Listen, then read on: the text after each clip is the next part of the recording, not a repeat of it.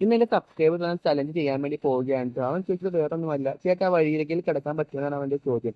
നമുക്ക് നോക്കാം. തീർച്ചയായിട്ടും അവന്റെ ചലഞ്ച് അക്സെപ്റ്റ് ചെയ്തിരിക്കുകയാണ്. അങ്ങനെ നേരെ കടയിൽ നിന്ന് ഇറങ്ങിയിട്ട് ഞാൻ അടുത്തായിട്ട് ഫുഡ് കഴിക്കാനാണ് പോകുന്നത്. അവൻ സ്ഥിരമായിട്ട് കഴിക്കുന്ന കടയിൽ കയറിയിട്ട് ഞാൻ ഇങ്ങനെ ഫുഡ് ഓർഡർ ചെയ്തിട്ട് എൻ്റെ കുറച്ച് പട്ടി ഷോ ഒക്കെ നിങ്ങൾക്ക് കാണാൻ വേണ്ടി പറ്റും. ഞാൻ അഭിനയിക്കാനൊക്കെ നോക്കുന്നുണ്ട്. പക്ഷെ എൻ്റെ അഭിനയമൊന്നും അത്രക്ക് പോരാ. അങ്ങനെ എനിക്ക് മനസ്സിലായി എൻ്റെ അഭിനയം ചീറ്റിപ്പോയെന്ന്. അങ്ങനെ ഭക്ഷണമൊക്കെ കഴിച്ച് നേരെ KSRTC സ്റ്റാൻഡിലോട്ട് പോവുകയാണ്. കാരണം അവിടെയൊക്കെ കുറെ ആൾക്കാരെ കിടക്കുന്നതൊക്കെ ഞാൻ പണ്ട് കണ്ടിട്ടുണ്ട്. അങ്ങനെ അവിടെ പോയി കിടക്കാമെന്ന് വിചാരിച്ചപ്പോൾ എൻ്റെ പൊന്നെ, ഇതുവരെയും ഇല്ലാത്ത തിരക്കാണ് അവിടെ കാണാൻ വേണ്ടി സാധിച്ചത് കേട്ടോ.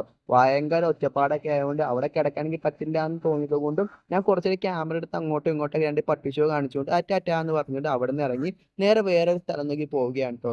നല്ലൊരു സ്ഥലം കിട്ടിയാൽ മതിയായിരുന്നു, ആൾ ഒച്ചയില്ലാത്ത നല്ലൊരു സ്ഥലം കിട്ടിയാൽ മതിയായിരുന്നാണ് എൻ്റെ മനസ്സിലുള്ളത് കേട്ടോ. അങ്ങനെ നേരെ വണ്ടി എടുത്തുകൊണ്ട് ടൗൺ മൊത്തം ഞാൻ ഇങ്ങനെ ചുറ്റുകയാണ്. നല്ല സ്ഥലം കിട്ടുമോ, അതായത് വഴിയരികിൽ ഒരു നല്ല സ്ഥലം കിട്ടില്ല എന്ന് എനിക്കറിയാം. അങ്ങനെ അവസാനം വേറൊരു സ്ഥലത്തെത്തുകയാണ്. അവിടെയാണെങ്കിൽ നേരത്തെ പോയതിനേക്കാളും ഒച്ചപ്പാടും ബഹളവും ഒക്കെയാണ്.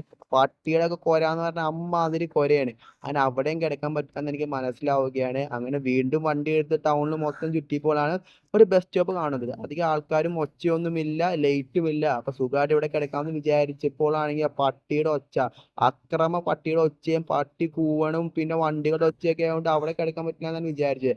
അങ്ങനെ അവിടെ തന്നെ കിടക്കാമെന്ന് വിചാരിച്ച് പാട്ടൊക്കെ കേട്ട് സുഖമായിട്ട് നല്ല ഉറക്കമുറങ്ങി. അങ്ങനെ രാവിലെ എണീക്കുകയാണ് കേട്ടോ.